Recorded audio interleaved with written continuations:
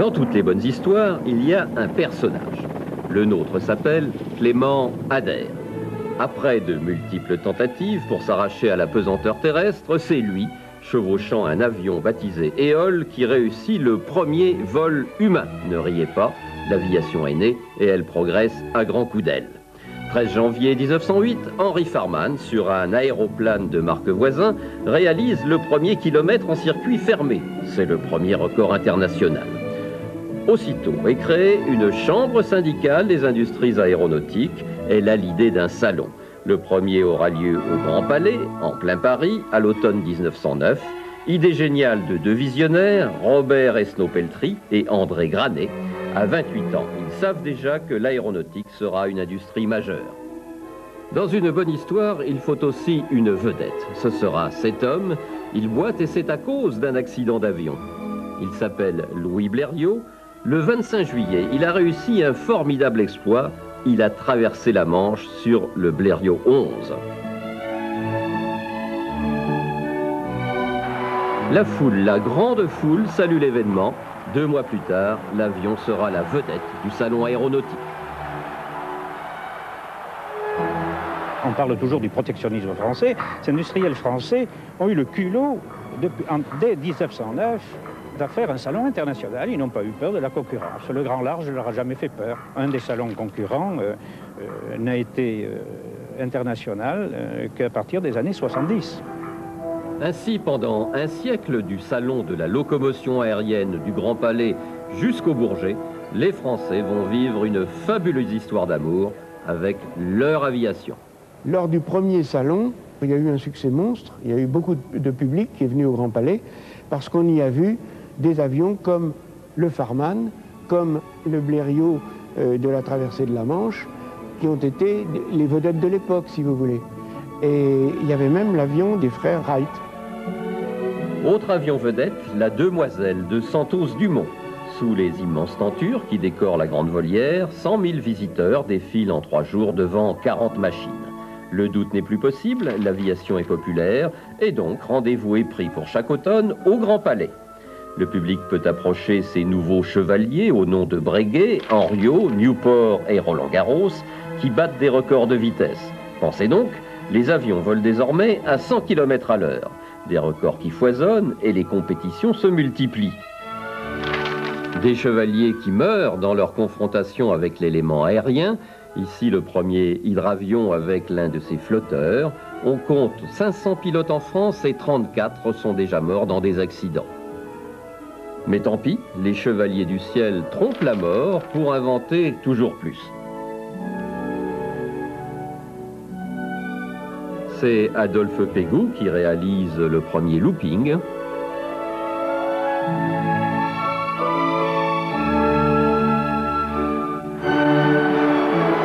La voltige aérienne est née le 21 septembre 1913.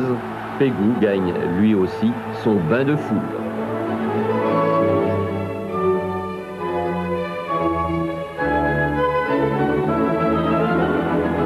Bien sûr, les salons n'échappent pas à l'actualité ni à la conjoncture internationale. La Grande Guerre approche et les avions militaires envahissent les allées du Grand Palais. Le salon retient son souffle.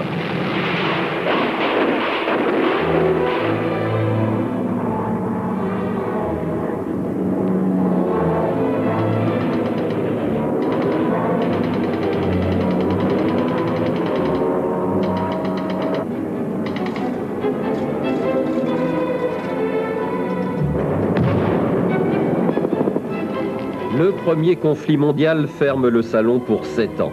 Mais pendant cette période, les avions progressent. Ils ont été des éléments non négligeables des engagements. Voici l'arrivée du métal, plus solide que la toile et le bois, plus lourd aussi, mais qu'importe, puisque l'on maîtrise désormais le plus lourd que l'air, et les bureaux d'études travaillent. Un certain Marcel Bloch, qui deviendra Marcel Dassault, invente l'hélice éclair au profil innovant. L'hélice sort du rabot d'un ébéniste du faubourg Saint-Antoine à Paris. Il en épousera la fille. L'hélice équipe les escadrilles françaises de chasse, dont le vieux Charles de Guinemer, qui gagne en vitesse. De son côté, Sadi Lecointe bat le record de vitesse des 300 km à l'heure en décembre 1919, le jour de l'ouverture du salon. Après avoir fait la guerre, l'aviation sert la paix et se met au service du transport. Voilà que partent du Bourget les premières lignes commerciales vers Bruxelles et Londres. Les pilotes lancent des expéditions vers l'Asie, l'Afrique et l'Amérique. 1928, voilà un nouvel exposant majeur, les États-Unis d'Amérique, car l'année précédente, Lindbergh a traversé l'Atlantique. C'est un type gonflé, il lui faut d'abord décoller. L'avion est si chargé en essence que la manœuvre semble un moment impossible. Lindbergh arrivera au Bourget plus de 30 heures plus tard, en pleine nuit. 300 000 personnes se ruent vers l'aéroport.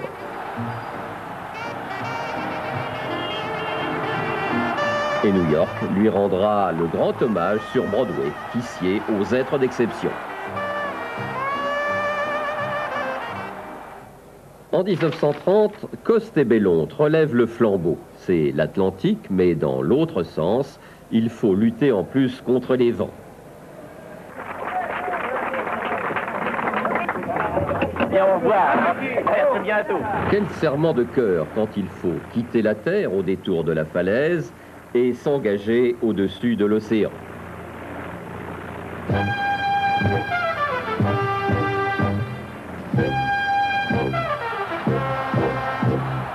Et au bout du succès, l'Amérique remet Broadway en service pour le triomphe des deux Français.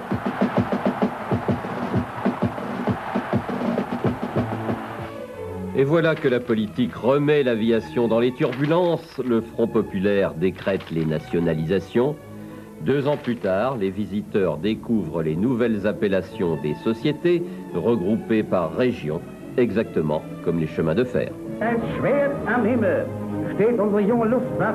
Une odeur de guerre commence de nouveau à envahir les allées du Grand Palais qui ferment en 1938. L'Allemagne a fait un effort massif pour l'aviation, effort payant pendant le Blitzkrieg, malgré le Morane 406 bien opérationnel. Mais l'Amio 143 qui bombarde de nuit est totalement dépassé, de même que le Devoitine 510. La France n'a pas vu venir la guerre aérienne. Est armée de 2 mitrailleuses disposées à l'intérieur des plans.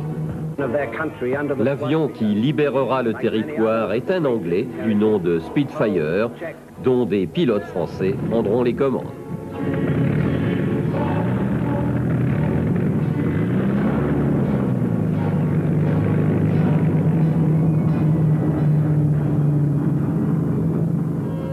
« 1946, c'est la seconde naissance de l'aviation.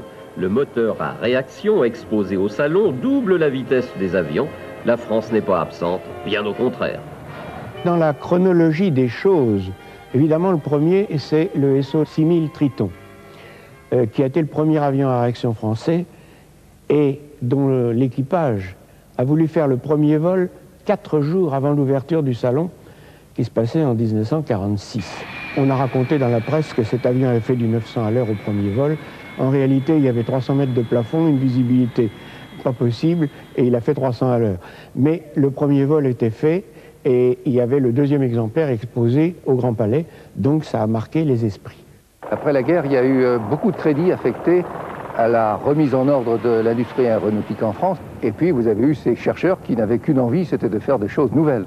Par conséquent, on a assisté à une explosion de nouveaux matériels, dont beaucoup n'ont pas connu la consécration de la série, mais qui ont débouché quand même sur un renouveau de l'aéronautique extraordinaire.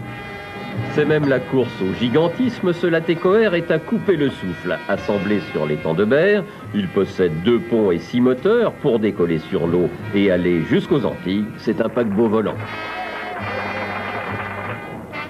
On s'est aperçu, surtout après la guerre, que les avions avaient pris du poids, ce qui compliquait l'introduction dans le Grand Palais. Et puis le public devenait plus exigeant, il voulait voir voler les avions. Alors il y a eu un salon où il y avait l'exposition au Grand Palais, qui a été suivie par une présentation à Orly, qui a eu un grand succès, où on a vu les premiers avions à réaction, des nouveautés qui venaient un peu de partout. Avec ici l'Espadon à réaction qui survole la grande piste d'Orly.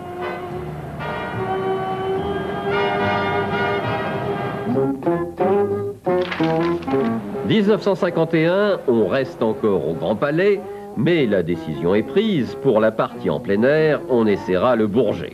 Bien sûr, c'est encore un peu du camping. Mais quelle finale! 144 avions à réaction en vol, dont une majorité de vampires. C'est un examen de passage réussi pour le Bourget.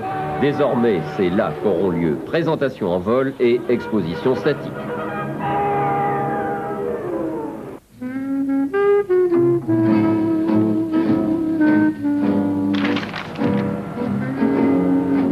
Ça a été le salon du mur du son. À l'époque, le mur du son était recherché, alors qu'aujourd'hui, on veut l'éliminer. Il y a eu 7 avions à réaction qui ont passé le mur du son. Des Anglais, des Français, un Américain, etc. Mais le premier qui est passé, c'est le Mystère 4, piloté par Rozanov, le chef pilote d'essai de Dassault. Rozanov, il avait un petit côté très public, vous voyez, il aimait bien se mettre un peu en avant, un peu baratineur, et il m'avait fait venir et on avait discuté ensemble, il m'a dit on va faire un planning pour que ça ait du relief. Et il y a eu du relief. Alors maintenant, nous allons nous mettre en relation avec Rozanov. Ne quittez pas, nous vous passons Rozanov. Ok, Mr. 4.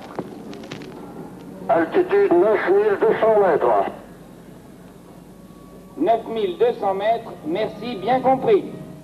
Alors, il est monté, et pendant la montée, je commentais en disant, il monte, de temps en temps c'est lui qui parlait, et puis en forçant la voix, il soufflait comme un phoque, pour montrer la différence de l'altitude, etc. C'était angoissant. Altitude 10 000, altitude 10 000, je me rapproche du terrain. Je me rapproche du terrain, je vais basculer pour partir en contre-possibilité. Je bascule. Rozanov bascule. Je bascule. Attention. Moi, de mon côté, je suivais ça, je commentais avec la même angoisse. C'était assez drôle. Jusqu'au moment où il s'est mis à piquer. Et je pique. Je pique. Je pique. Au nord ou au sud du terrain? 103, 103, 104. Hop, je redresse. Et il a passé le mur du son dans un silence total de la foule.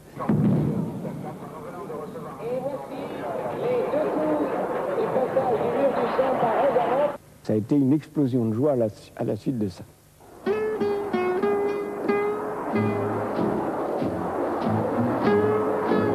« 1955, le salon est maintenant dans ses meubles. On installe des chalets pour recevoir et parler contrat, mais surtout avec à peine 15 heures de vol, voici Caravelle. Le moteur à réaction propulse maintenant les avions civils. Caravelle dont la France tombe immédiatement amoureuse. Pas de salon sans prototype, voici le baroudeur de Sud-Est Aviation. Avion à réaction, il est capable de se poser sans train d'atterrissage sur des terrains sommairement aménagés, l'aventure du pas dessus. On voit aussi la première L-Delta sur le Gerfaut. Et aux mains de Charles Goujon, l'extraordinaire Trident, l'avion aux 5 moteurs, 2 pour décoller, plus 3 moteurs fusées qui prennent ensuite le relais.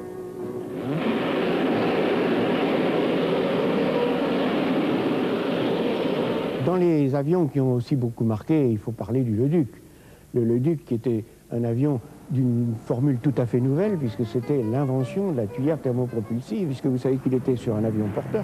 Il était largué en vol, ensuite il mettait toute la puissance et il partait comme une flèche à haute altitude. Il atteignait des vitesses élevées, et quand le réacteur s'arrêtait, puisqu'on avait consommé tout le carburant, le pilote était chargé de se poser sans moteur. Mais faire ça au Bourget, où les pistes sont limitées, c'est un risque qu'ils ont pris, et Saraï a réussi magnifiquement cette démonstration, et ça a été le clou du salon. Il y a aussi le Griffon, avec lequel André Turcat a battu tous les records de vitesse ascensionnelle. Avec ce moteur unique, statoréacteur, turbo-statoréacteur, et sur lesquels je crois que nous devons rester actuellement 2 pilotes à avoir volé dessus. Le Statorector a continué sa carrière sur des missiles, mais sa véritable vocation, c'est sur des avions, mais sur des avions plus rapides que Concorde. Dès 1959, nous avons fait l'altitude et les vitesses maximales de Concorde, déjà sur cet avion Griffon. Ainsi se souvient le grand André Turcat. Les Américains ne s'y trompent pas, ils lui attribuent le prestigieux Harmon Trophy pour avoir été le premier pilote à voler à Mach 2. Et constatons qu'en 1959, le Bourget nous montre que les ingénieurs ont déjà tout découvert, côté voilure avec l'aile Delta, côté moteur avec la statoréaction. 1957, il fait beau cette année-là au Bourget. Le salon s'étend et occupe désormais 12 000 mètres carrés d'exposition statique. La foule est venue pour une folie d'ingénieurs.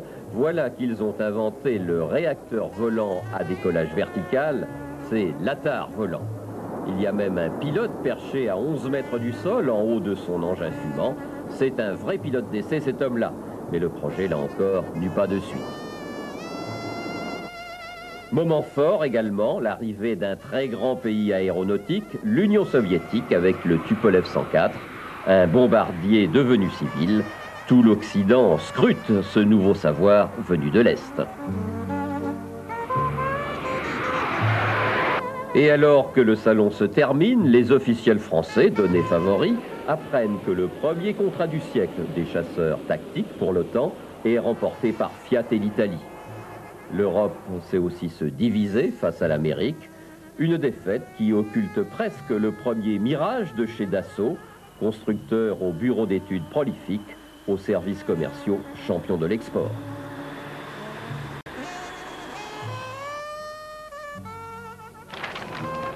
« 1961, les Anglais créent la surprise avec cet avion à décollage vertical.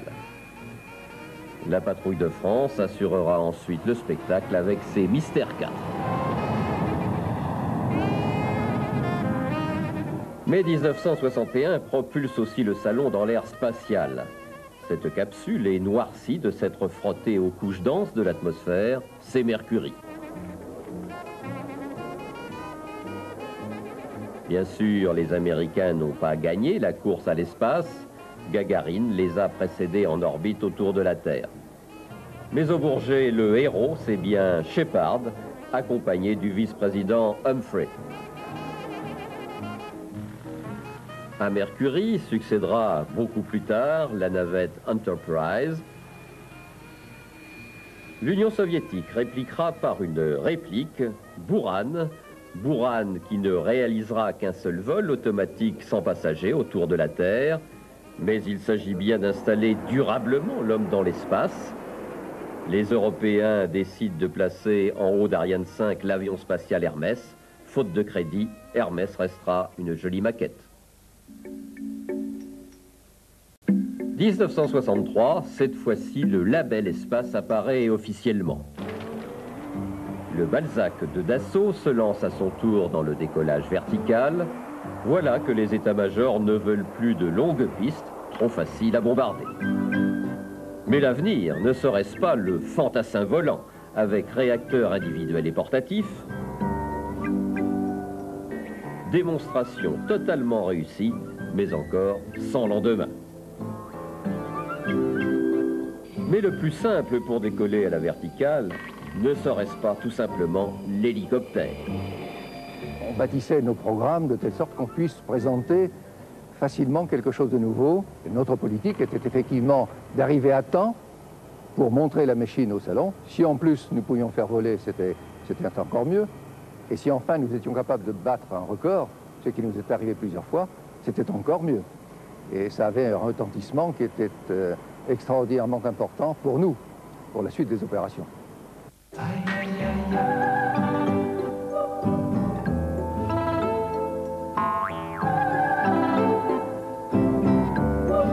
Pour sûr, il est des montures, plus rétives que d'autres, mais à force d'essayer, on réussit, et c'est le jean. Le premier hélicoptère équipé d'une turbine turboméca qui, elle, faisait de l'air comprimé qui sortait au bout des pales, c'était pas vraiment un hélicoptère à turbine. Par contre, l'Alouette 2, qui a été présentée un an plus tard, c'était le premier hélicoptère 100% à turbine qui a été produit dans le monde entier et qui a fait école.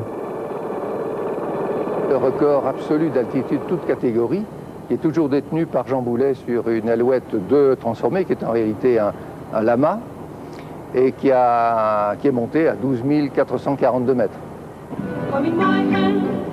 Bien sûr, le Bourget accueille des machines éphémères, mais il y a toutes les autres.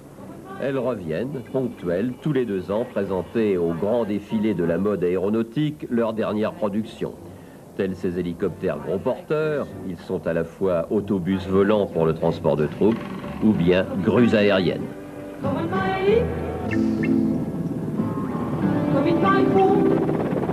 Les hélicoptères français du salon viennent de Marignane, près de Marseille. Côté poids lourd, voici le Super Puma et dont le successeur vole déjà, le NH90. Car il faut sans cesse sortir de nouveaux modèles. Au Bourget, la concurrence américaine est très sévère.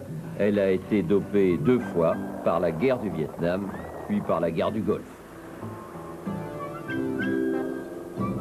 Alors, pour continuer à figurer, il faut s'allier. Aérospatiale s'est marié avec l'Allemagne pour créer Eurocopter. L'écureuil est le poids-plume de la famille, auxiliaire de toutes les activités civiles.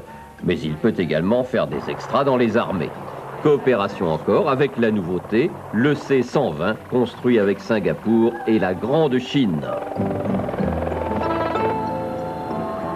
Entre la France et l'Allemagne, c'est bien une affaire de passion qui règne dans les voilures tournantes. Avec en plus un grand programme militaire, c'est le Tigre. L'hélicoptère trouve un nouvel emploi, il est désormais tueur de chars. Et il réserve pour le Bourget quelques-uns de ses plus beaux loopings.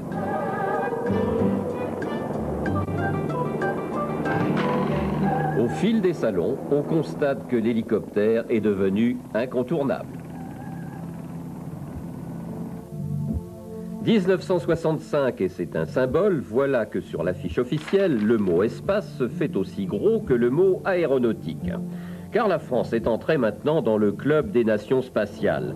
Depuis 1959, la fusée Véronique s'est élevée dans le ciel du désert saharien, lui a succédé la fusée Diamant. Mais l'Algérie devient indépendante et l'espace français doit chercher ailleurs, déménager.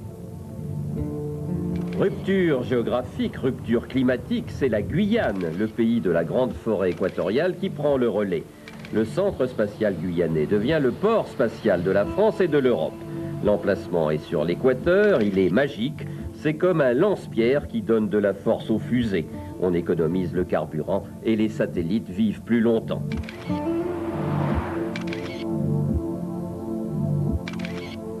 La localité de Kourou se transforme et pousse comme un champignon. Ariane 4 occupe bientôt la moitié du marché mondial des lanceurs. En attendant, Ariane 5, capable de mettre jusqu'à 6 tonnes en orbite. Il faut passer commande à l'industrie. Ariane Espace profite du Bourget pour signer les contrats. Les fusées sont achetées en série comme des voitures. Le but est de servir à temps le client et pour pas trop cher. Des clients qui prennent le chemin de Kourou, le monde entier, comme il va au salon, vient désormais en Guyane. Exemple, pour le vol 95, on trouve un satellite japonais construit par l'américain Hughes. Nous avons lancé une douzaine de satellites depuis cette base de Kourou. Deuxième satellite sur la fusée, un satellite aérospatial pour la Thaïlande. Je pense qu'il est évident que le taux de réussite est dû non seulement à la qualité du personnel technique, mais aussi à son savoir-faire dans le domaine de l'espace.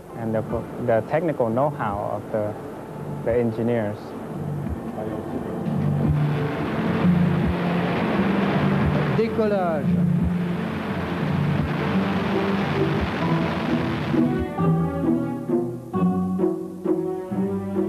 1969, le Bourget a acquis de l'expérience, il est arrivé à maturité. Et comment ne pas fêter un anniversaire aussi important sans un événement extraordinaire? Nous avons pris l'alignement depuis le château de Versailles, un beau trajet qui a bloqué la circulation dans Paris, que je sache. Puis nous sommes allés nous poser au Bourget, et là, ça a été un peu inattendu pour nous, qui faisions notre 14e vol, et de voir les milliers de personnes, et au moment où, arrivé à l'arrêt devant les bâtiments du salon, j'ai ouvert la glace et fait un signe qui n'était pas spécialement pour la foule, qui était pour les mécaniciens. Alors j'ai vu se lever la foule des bras de tous les milliers de personnes qui étaient là. L'enthousiasme demeure le même, c'est comme une espèce de matière première de cet avion qui touche aussi bien les gens qui l'ont conçu, qui sont encore là, les constructeurs, les opérateurs, les passagers. Parce que c'est bien l'enthousiasme du général de Gaulle, enthousiasme discret, mesuré, vous connaissez assez le personnage, mais c'est lui qui a eu cette volonté politique de dire on va faire ça. Et aujourd'hui, au sein de l'Europe, je regrette que manque cette volonté politique. Et nous risquons de perdre le bénéfice des centaines de milliers d'heures de vol supersonique au profit des Américains qui investissent quelques 15 fois plus. Même les Japonais, d'ailleurs, investissent plus que l'Europe. Alors quand même, l'Europe, c'est un ensemble de nations tout à fait majeur, tout à fait équivalent, sinon supérieur aux États-Unis. C'est tout à fait à la portée financière, quoi qu'on dise. Il est vrai que la volonté politique peut bousculer des montagnes, mais l'Amérique est extrêmement forte. Cette année-là, Boeing déplace de sa forteresse de Seattle le 747, le super jumbo capable de transporter 450 personnes. Et la dernière version est encore plus grande. Concorde, c'est le transport supersonique de l'élite. Les Américains font le choix du transport de masse. La preuve, si Panam a bien pris des options sur Concorde, ces options seront plus tard annulées. 74 exemplaires espérés sur les chaînes de Toulouse et de Grande-Bretagne sont rayés d'un trait de plume. Longtemps, les Américains empêcheront l'avion de se poser à New York. Concorde ne sera que franco-britannique, et pourtant il vole bien, et il volera longtemps encore. Il reste que cette année-là, Concorde plus Jumbo attireront 650 000 spectateurs.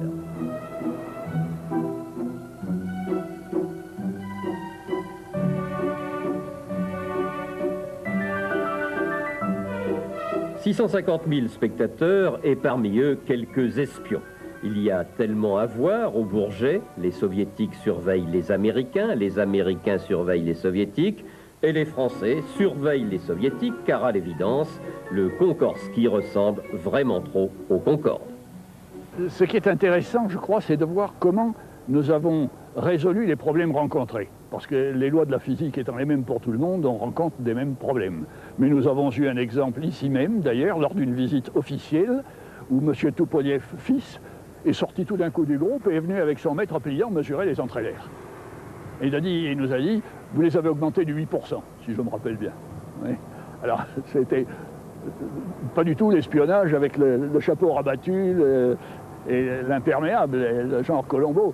Maintenant, je ne vous dirai pas qu'il n'y a pas d'espions, puisque tout le monde sait que les pays s'espionnent, qu'ils soient liés ou pas, et je pense que là, ils ont une vitrine exceptionnelle. Ceci étant, il ne faut pas prendre des exposants pour des anges, et s'ils ne veulent pas présenter certaines choses, croyez-moi, ils ne le présentent pas. Je me suis laissé dire que l'avion furtif, quand il est venu au Bourget, sa signature radar n'avait rien à voir avec la réelle.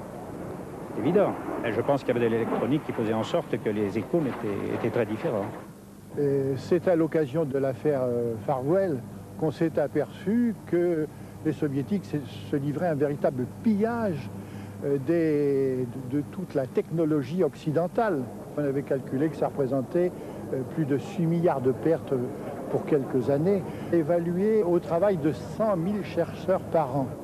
J'ai eu notamment, nous avons à la DST, eu l'occasion d'arrêter le directeur de l'aéroflotte en 1965, dont on a trouvé sur sa serviette notamment les plans du train d'atterrissage du Concorde. La copie est un art difficile, parce qu'il y a derrière ce qu'on voit, il y a tout un savoir-faire, et d'ailleurs s'il avait été bien copié, il aurait marché.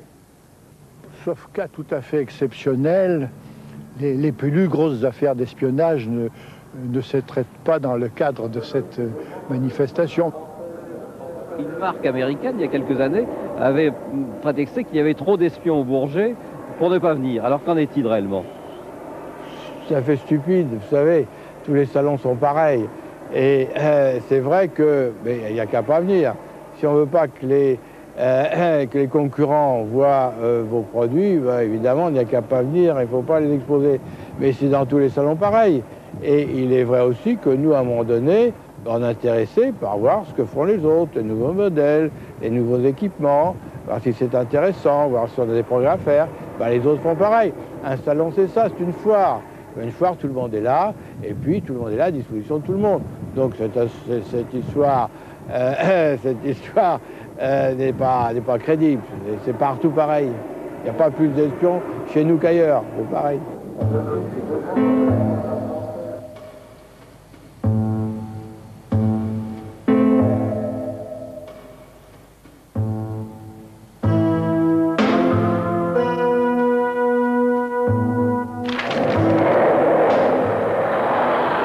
Nous avions fait voler 2 jours ou 3 jours avant l'équipage soviétique avec le pilote Koslov et le directeur des essais en vol Banderov sur Concorde. Et j'avais demandé la contrepartie, bien entendu.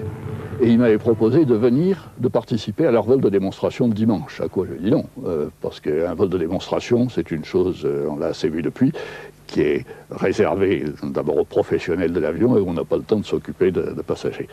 Et je suis resté au sol avec Michel Rétif, le chef mécanicien de l'avion, et nous n'avons pas quitté des yeux le Tupolev. Donc nous avons été interrogés par la commission d'enquête, bien sûr. Et vous avez une idée sur la raison de cet accident? Oui, mais le rapport de la commission d'enquête n'a jamais été publié. Je le regrette d'ailleurs, parce que c'est quand même intéressant. Mais il y a eu plusieurs choses. Il y a eu certainement une commande à piqué brutal sur l'avion qui a désamorcé les commandes de vol. Il a perdu le contrôle de son avion pendant une vingtaine de secondes qui ont suffi à le mettre dans un piqué tel que lorsqu'il a retrouvé ses commandes, il a fait ce qu'il a pu pour éviter le sol, mais ça a cassé l'avion. 1975, c'est un salon nerveux et tendu. Question, la France va-t-elle rater le nouveau contrat du siècle? Face au F-16 américain, Dassault présente le Mirage F1. La Belgique, les Pays-Bas, la Norvège et le Danemark ont besoin de 348 appareils. Ce sont des milliards de francs. Les Américains contrent d'abord l'offensive française dans les 3 pays nordiques. Le dernier dimanche, la Belgique bascule aussi après avoir dit oui à Dassault. La France, décidément, n'aime pas les contrats du siècle.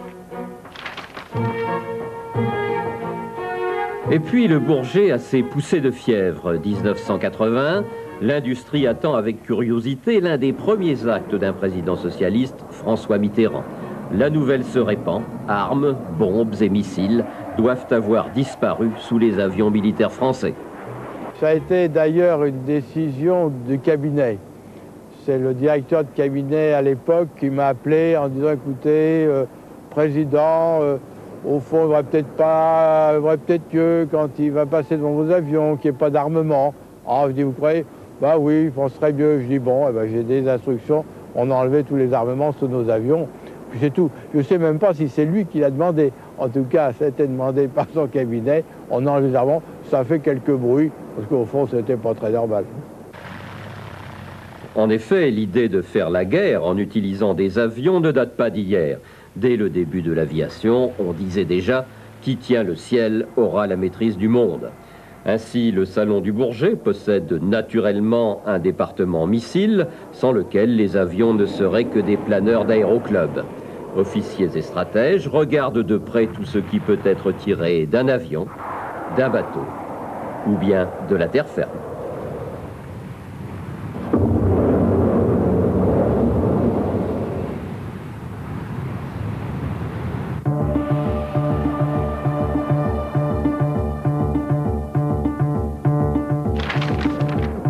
À 2500 km du Bourget, un autre pays ne manquerait pour rien au monde le rendez-vous du salon. Dans la grande banlieue de Moscou, la base est l'Institut de recherche aéronautique de Joukovski.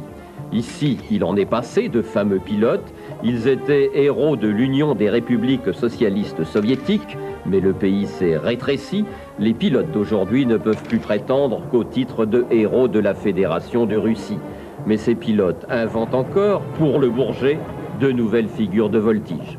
Comment on réagit quand on voit la première fois un Cobra? D'abord, on est impressionné, il faut reconnaître, c'était quelque chose d'assez nouveau.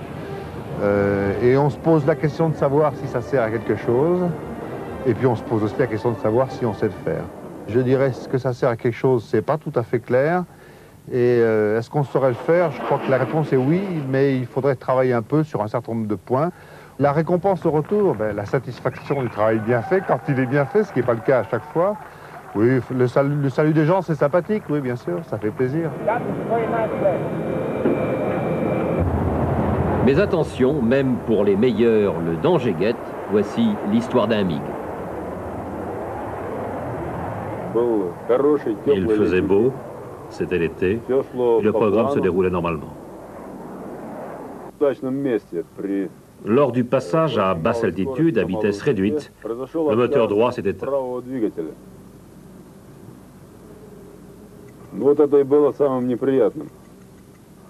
C'était un moment délicat car le moteur gauche qui fonctionnait me faisait pivoter vers le public.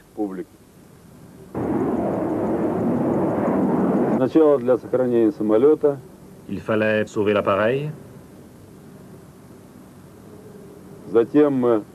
Il fallait ensuite éviter de tomber sur le public, ça aurait été une catastrophe.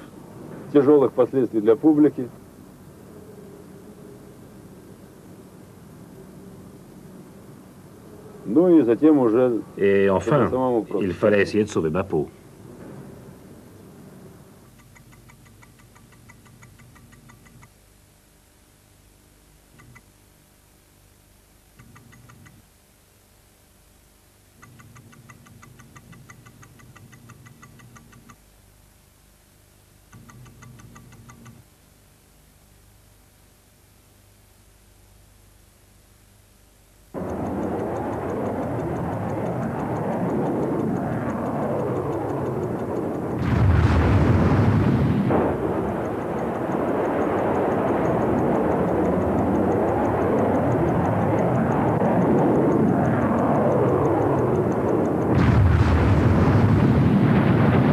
Disons-le tout de suite, à la place de Kwotchour, trop modeste, il a volontairement craché son avion pour éviter la foule. Il ne s'est gardé que 2 secondes et demie pour éventuellement sauver sa peau. J'ai la conviction que ce siège est le meilleur du monde. Tout à fait extraordinaire.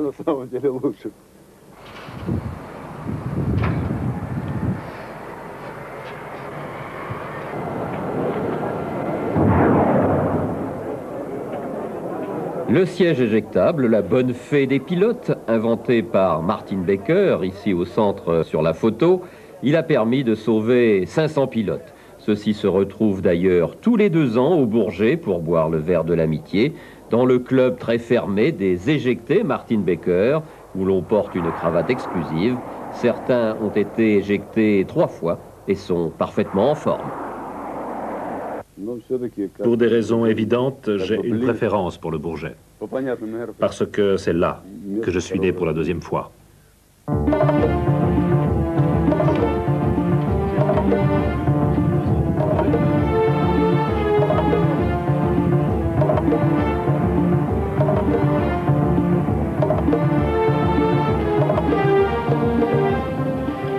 À tous les salons, on rencontre les mêmes pilotes russes essentiellement, parce qu'eux, ils sont des fidèles, mais aussi d'ailleurs des Américains qui traînent, j'allais dire, dans les circuits de présentation depuis longtemps. Alors la prestation dure 6 minutes, grosso modo, c'est le tarif, disons, entre 5 et 8 minutes selon les salons. Ça dure en général 6 minutes. Et oui, on se concentre. J'allais dire, on se concentre presque instinctivement. À la limite, on ne se rend même pas compte qu'on est en train de le faire, mais dans les 15 ou 20 minutes qui précèdent, on n'aime pas bien que des gens vous téléphonent ou vous posent des questions. On a un peu envie de se concentrer, oui, ça c'est sûr. Oh, je crois que le Bourget aujourd'hui, c'est le plus grand salon aéronautique de ce type-là. C'est aussi peut-être le plus technique, le plus professionnel. Oh, on est très contraint par la sécurité au Bourget. Je dirais partout, hein, dans tous les salons, c'est devenu une règle. Le Bourget, lui, je pense que c'est celui qui a le plus gros moyen de contrôle des trajectoires extérieurement. Il y a des enregistrements, des vidéos, des radars qui font que le moindre dépassement est signalé immédiatement.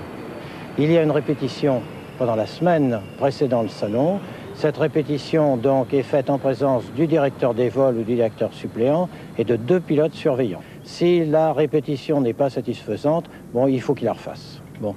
Et si à la limite on n'est pas content, ben, il ne participe pas au salon. Ben, le problème il est simple. De même que toute infraction pendant le salon est sanctionnée soit par une suspension de vol, soit même par une suspension complète qui peut aller pendant un certain nombre d'années. C'est arrivé, je crois, dans le passé, du temps de mon prédécesseur, il y a une quinzaine d'années, avec une patrouille anglaise qui ne s'était pas conduite, je crois, d'une façon très très correcte.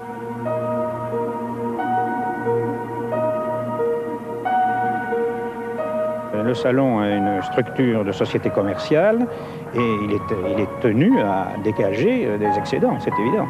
Alors le budget, c'est 200 millions environ, et puis le salon rapporte à l'économie nationale, hors industrie aéronautique, ce qu'on appelle les retombées indirectes, 1,5 milliard. Pour vous donner un exemple, un seul traiteur français a servi à un salon 50 000 repas. Le dernier salon, c'était 1600 exposants. C'est 380 allées de réception, c'est plus de 200 avions. On a recensé au dernier salon 224 appareils. C'est un nombre important par rapport à la surface disponible et la mise en place de tous ces appareils est assez délicate. Alors pour parfaire cette mise en place, on a institué ce système de maquettes et on glisse les maquettes sur le plan pour se rapprocher le plus possible de la réalité d'une opération de tractage et voir que les avions s'imbriquent bien à l'emplacement où ils sont prévus. Vous voyez en haut cet appareil américain qui est venu il y a 2 ans, c'est le Bombardier B2. Cet avion avait des règles de sécurité à respecter et on ne l'a pas inclus dans l'exposition statique. Il était donc exposé hors public. Il est reparti au bout d'1 heure à peu près sans arrêter ses moteurs afin de respecter donc ces consignes assez strictes. C'est 41 pays représentés. C'est aussi des visiteurs qui évoluent selon les années, selon les salons, entre 320 et 400 000 visiteurs. Il y en a plus de 35 000 qui viennent de 144 pays différents. Je crois qu'à l'ONU, il y a à peu près 160 pays. Alors vous voyez, c'est vraiment le monde entier qui vient au Bourget. C'était en 1991 où le premier prototype de pré-série Rafale C-01 a été présenté pour la première fois 15 jours ou 3 semaines seulement après son premier vol. Et il a fait un vol de démonstration. Le Rafale qui marque aussi la fin d'une époque, c'est sans doute la dernière fois que l'industrie française est en mesure de construire seule un avion entier, de mettre au point dans son ensemble un système de combat. La baisse généralisée des crédits imposera la coopération européenne, pas toujours évidente quand on regarde les retards de l'Eurofighter. Mais l'Europe, c'est aussi le succès d'Airbus, qui profite du Bourget pour aller jouer dans la cour de Boeing. Boeing, c'était le long courrier, ou Douglas, mais pas Airbus. Et il fallait donc, je dirais, frapper l'imagination des gens pour leur dire, nous voilà, nous rentrons dans le domaine du long courrier. On est parti du salon du Bourget, il fallait absolument faire le tour de la Terre et revenir. Et si on avait eu le moindre pépin technique et qu'on avait été coincé à l'autre bout de la Terre, on n'aurait pas eu l'air très malin. Il y avait donc à bord les ingénieurs en chef allemands, français, anglais, espagnols. Mais tout le monde couchait sur le plancher, on avait pris des matelas, on avait des sacs de couchage, on avait amené de la bonne bouffe, c'est important pour une si longue période. Et nous avions une charmante hôtesse à bord, une hôtesse de Lufthansa. Et c'est cette espèce de fraternité, cette espèce de gang qui a pu passer 2 jours ensemble en faisant le tour de la Terre. J'ai eu plaisir de faire le dernier atterrissage. On s'est posé au congé, on a été très surpris de voir la foule qui entourait l'avion. Et moi, j'ai eu le fabuleux plaisir, en regardant par la fenêtre, dans la foule qui s'amassait au pied de la passerelle, de voir mon père, cet homme qui avait 88 ans, se bousculer pour être là et être le premier à m'accueillir.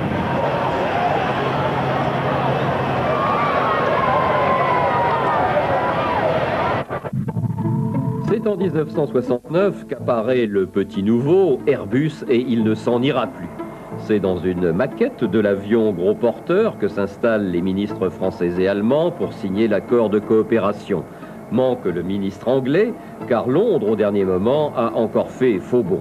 Mais la Grande-Bretagne fournira cependant les ailes à titre privé.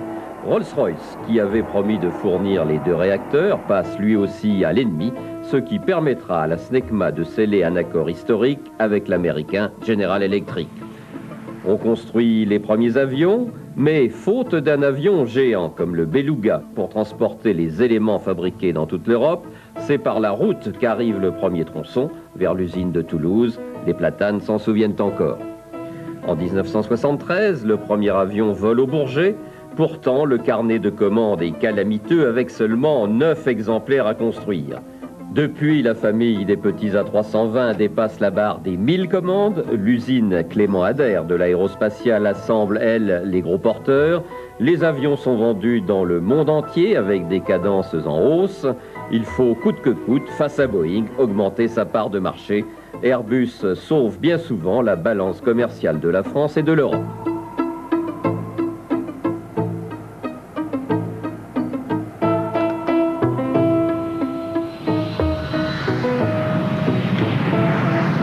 On l'a vu, au Bourget, on bat des records pour la conquête des marchés. On veut y figurer aussi pour le simple plaisir du pari fou. En plus, point n'est besoin de réussir pour entreprendre. Mais quelquefois, ça marche.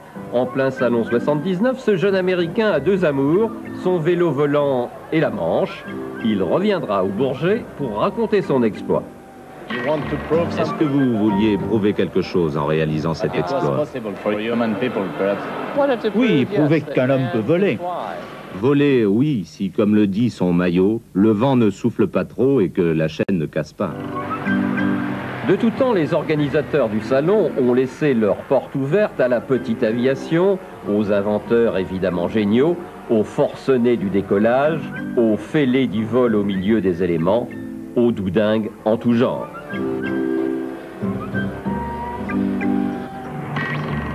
On m'a qualifié à l'époque de la sortie de cet avion de doudingue, effectivement, c'est une expression qui a été utilisée, mais en fait non, je ne pense pas être trop dingue, mais simplement passionné.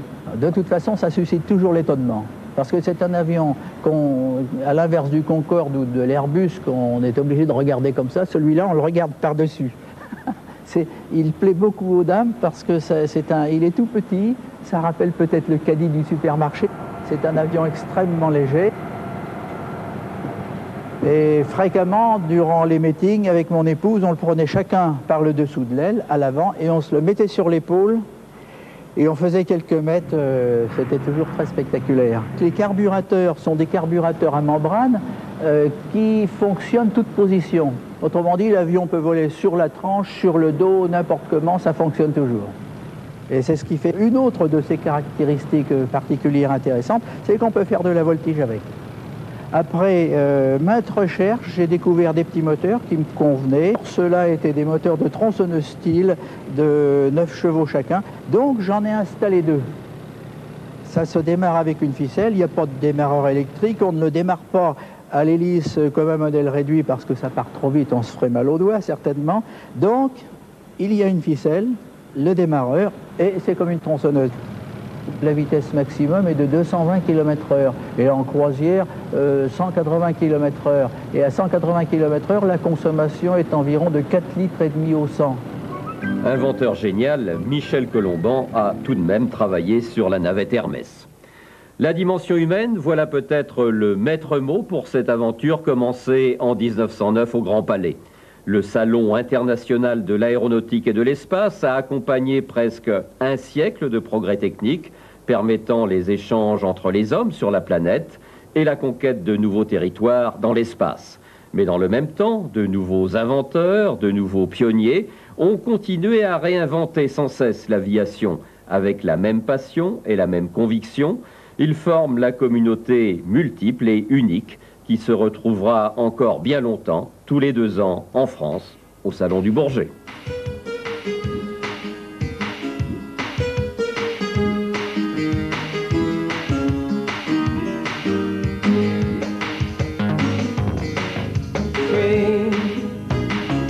Like a river, flowing freely through and in the trees. Free to be sure of what I am and who I need not be. Free from my worries. Worries prey on oneself, trouble.